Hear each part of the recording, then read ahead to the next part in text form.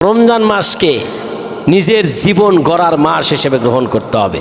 রাজি আছেন? ফজিলত বুঝলেন তো কত ফজিলত। তারাবি কয় রাকাত পড়বেন?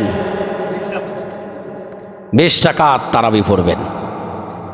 ওমর পড়েছেন, আলী পড়া নির্দেশ দিয়েছেন 20 রাকাতই পড়বেন। কেউ যদি মাজুর থাকেন, সমস্যা থাকে, তার ব্যক্তিগত ব্যাপার, কিন্তু 20 রাকাতের মধ্যে এসে ফতোয়া দিবেন না যে 8 রাকাত পড়ছে, হেন তেন, এটা ওইটা সেটা দরকার নাই। আপনি পড়বেন না, আপনি থাকেন, কিন্তু যেহেতু খোলাফায়ে রাশিদিনের দ্বিতীয় খলিফা আমিরুল মুমিনিন তিনি পড়ার নির্দেশ দিয়েছেন, পড়েছেন। আলী কারামুল্লাহ ওয়াজহু তাআলা তিনি পড়ার নির্দেশ দিয়েছেন, তিনি পড়েছেন। 20 রাকাত পড়িয়েছে অন্যজন, আলী রাদিয়াল্লাহু তাআলা নিজে বেতের পড়াইছেন। এই জন্য 20 রাকাত দিয়ে কেউ টানা হেঁচড়া করবেন না, যে পড়বেন না সেটা তার ব্যাপার। আলী রাদিয়াল্লাহু তাআলা আনহু আমিরুল মুমিনিনের জন্য দোয়া করেছেন। একদিন রাতে রমজান মাসে বের হয়েছেন, দেখতেছেন যে প্রত্যেক মসজিদে শুধু আলো জ্বলে, মানে কোরআন খতম চলতেছে। সুবহানাল্লাহ বলেন। আলী দোয়া করলেন যে আল্লাহ ওমরকে জান্নাত নসিব করে দাও। তার কারণে এই সিস্টেমটা চালু হয়ে গেছে। মানুষ এলোমেলোভাবে নামাজ পড়তো, সেটাকে একত্রিত করেছেন। আল্লাহ রাসূল সাল্লাল্লাহু আলাইহি ওয়াসাল্লামও নিজে প্রথম দিন পড়েছেন, কম মানুষ, পরে আবার পড়েছেন পরের দিন অনেকগুলো মানুষ একসাথে নামাজ আদায় করেছেন। এই জন্যে 20 রাকাতই তারাবি হবে ইনশাআল্লাহ। সূরা না খতম তারাবি, খতম তারাবি পড়া মুস্তাহাব। এটা যদি আপনারা সহ্য করতে না পারেন, না পড়বেন। কিন্তু খতম তারাবি পড়া শুরু করে দিয়া পিছনে 4 কাতার নাই, 1 কাতার টানাটানি, এটা আবার খুব খারাপ। এই জন্য একটু হিসাব নিকাশ করে, আবার সূরা তারাবি যদি না থাকে তাহলে খতম তারাবি তো ভালো, যদি না থাকে তাহলে কেমন হলো? আসলে সিটাই ধান ধানই। এই জন্য আপনারা চিন্তা ভাবনা করে যেটা ভালো হয় সেটা করবেন ইনশাআল্লাহ, অথবা করেছেন, সিদ্ধান্ত নিয়েছেন। রমজান আল্লাহ রাসূল সাল্লাল্লাহু আলাইহি ওয়াসাল্লাম বলেছেন, আপনার রমজান মাসের খায় পান করে অথচ মিথ্যা কথা বলে, অশ্লীল কথাবার্তা বলে।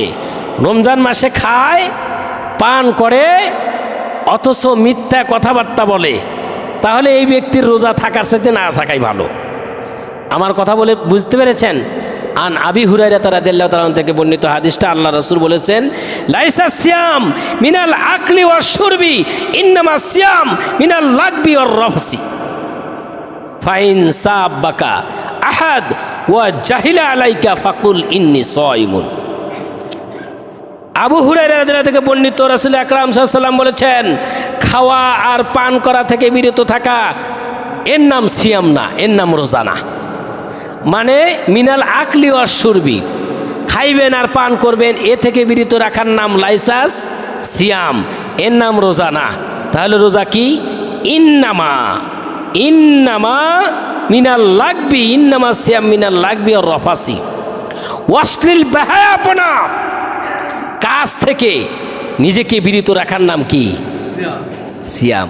রোজাও থাকবেন ঝগড়া করবেন, রোজাও থাকবেন খারাপ কাজকর্ম করবেন, রোজাও থাকবেন টিভি সিনেমা বায়োস্কোপ দেখবেন, রোজাও থাকবেন গান বাদ্য বাজনা শুনবেন, রোজাও থাকবেন আপনার মুখ থেকে অনর্গল মিথ্যা কথা বের হচ্ছে, রোজাও থাকতেছেন আপনি সবই করতেছেন, এটার নাম কি?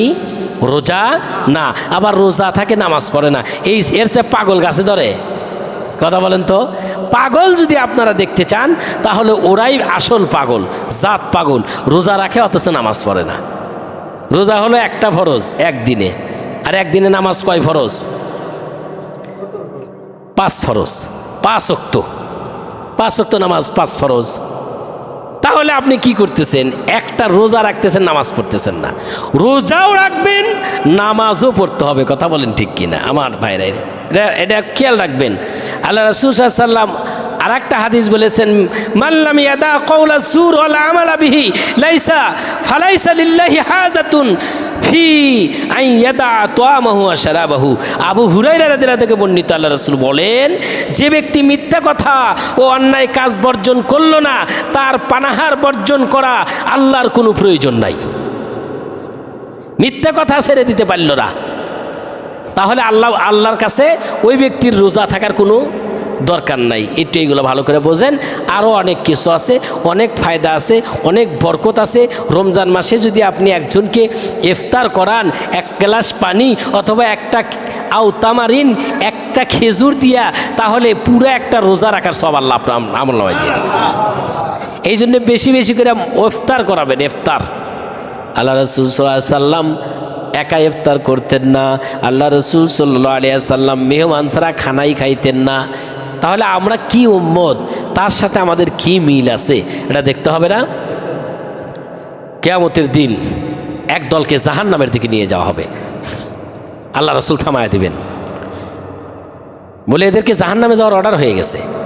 বলবেন না কেন জাহান্নামে যাবে কেন?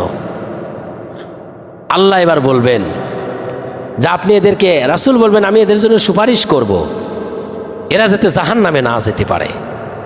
আল্লাহ পাক স্বয়ং বলবেন, আমার বন্ধু আমার হাবিব, এদেরকে আপনি সুপারিশ করতেছেন, এরা তো রোজা রাখে নাই, এরা রোজা রাখে নাই, এই জন্য এদেরকে আপনি সুপারিশ করেন না।